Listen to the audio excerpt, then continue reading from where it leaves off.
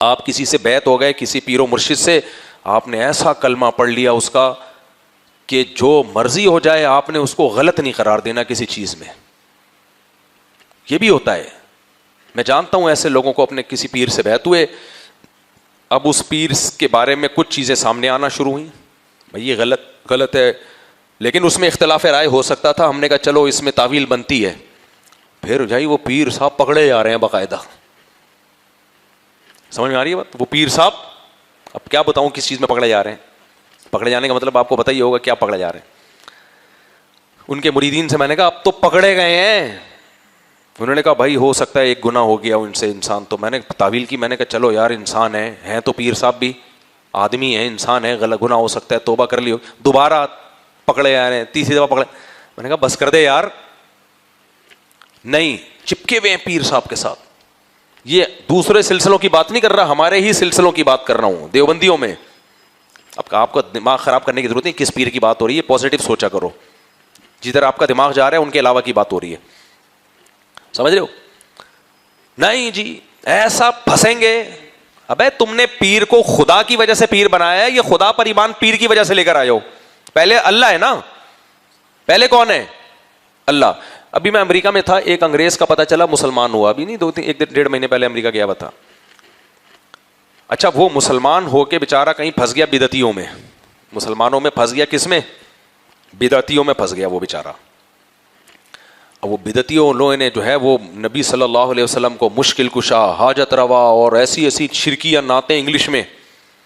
وہ انگریز واپس مرتد ہو گیا. تو جس نے مجھے یہ واقعہ سنایا انہوں نے کہا کہ وہ کہہ رہا تھا کہ عیسائیت کو میں نے چھوڑا اسی وجہ سے تھا کہ انہوں نے اللہ کو چھوڑ کر عیسیٰ ابن مریم کو زیادہ ویلیو دینا شروع کر دی. ہر وقت عیسیٰ ابن مریم کا نام لیں گے, اللہ تو ہے ہی نہیں.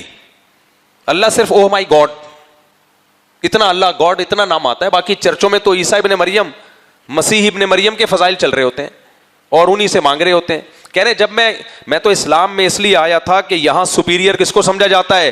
اللہ کو. تو کہتے ہیں میں نے کہا جس اللہ نے ہمیں بنایا, جس گاڈ نے ہمیں بنایا, جو ہمیں رزق دیتا ہے, جس کے ہاتھ میں ہماری تقدیریں ہیں, تو اسلام میں مجھے یہ چیز نظر آئی. لیکن جب میں نے مسلمانوں کو دیکھا تو مجھے ان میں اور اپنی مسیحیوں میں کوئی فرق نہیں لگا. ابھی اس کی غلطی تھی کہ بھائی ایک ٹولے کو کیوں دیکھ رہے ہو, اور بھی تو ذرا تحقیق کرو, خالی یہی تو نہیں ہے. تو یہ کیا ہے؟ یہ بھی ہماری, یہ پیروں کی صورت میں بھی ہمارے یہاں پائی جاتی ہے یہ چیز. پیر صاحب ہو گئے, وہ کچھ بھی ہو جائے. دیکھو ایک تو پیر کا ظرف بہت بڑا ہونا چاہیے. جو پیر جس سے آپ بیعت ہونے کے بعد آپ کو لگے یہی دنیا میں ٹھیک ہے, باقی سارے منجن بیچ رہے ہیں, اس کا مطلب یہ ٹھیک نہیں ہے. سمجھ رہے ہو کہ نہیں سمجھ رہے؟ اس کا مطلب یہ ٹھیک نہیں ہے. یہ نہیں ہو سکتا کہ بس یہی آپ اسی پر ایمان اترا ہے, قرآن اترا ہے, باقی سب آپ کو برے لگنا شروع ہو جائیں. ایسے کسی شخص کو نہیں فالو کرنا چاہیے. تو میں وہ پیر کی بات بتا رہا تھا, میں نے کہا بھائی یہ پکڑے گئے ہیں, پکڑے جا رہے ہیں, نا لگے ہوئے ہیں, خلافتیں چل رہی ہیں, ایسی عقیدت کی اندھی چادر. تو لا یخافون فی اللہ. ایک پیر تھا ہمارے حضرت مفتی رشید صاحب کے دور میں, اس میں آہستہ آہستہ اتنا بیچارے کا دماغ کھسک گیا تھا.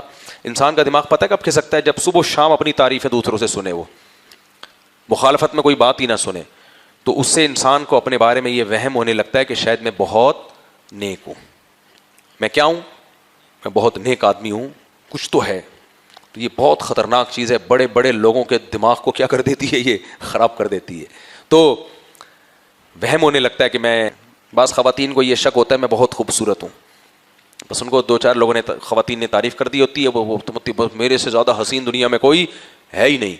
پھر کسی دن ان کو کوئی آ کے بول دینا کہ آپ حسین نہیں ہو, وہ ڈپریشن میں چلی جائے گی بیچاری, کیونکہ اس نے کبھی سنا ہی نہیں. اور جو بیچاری بچپن سے سنتی رہے, کوئی کہہ رہے خوبصورت ہو, کوئی کہہ رہے بدصورت ہو, کوئی کہہ رہے گوری ہو, کوئی کہہ رہے کالی ہو, اس کا امیون سسٹم بوسٹ کر چکا ہوتا ہے, اس میں اپنی مخالفت سننے کی عادت ہو چکی ہوتی.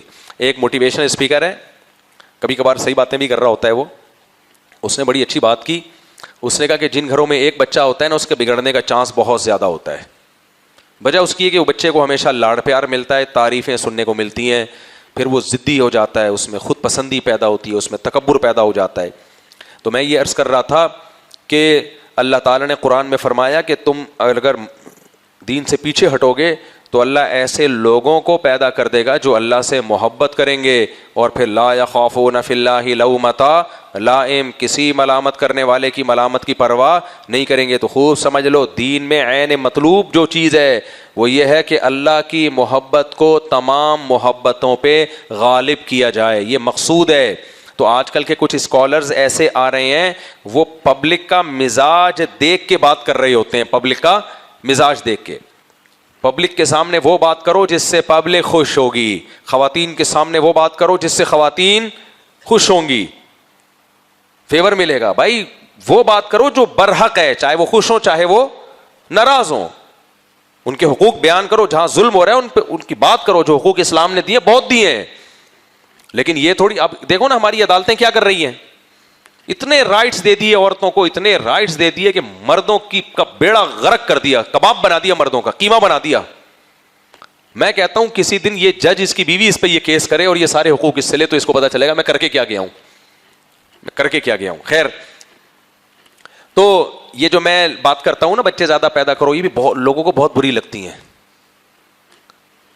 یہ جو ہمارا لبرل طبقہ ہے، یونیورسٹی کے لوگ ہیں، پروفیسرز ہیں، بہت اس کو برا سمجھتے ہیں۔ یار ایک دن ایک نے مجھے فون کیا، مفتی صاحب آپ اتنے پڑھے لکھے لگتے ہو، بیان میں آپ کے ایسے لاجک کی باتیں ہوتی ہیں، میں آپ کا بیان سنتا تھا، میں نے کہا یار ایک مولوی مجھے بڑا پسند آیا ہے، لیکن آپ نے بھی وہی کام کی جو پینڈوؤں والی دیسی بات، بچے زیادہ پیدا کرو۔ کیا کر رہے ہو یار، کس طرف قوم کو ڈال رہے ہو یار، بس کرو یار۔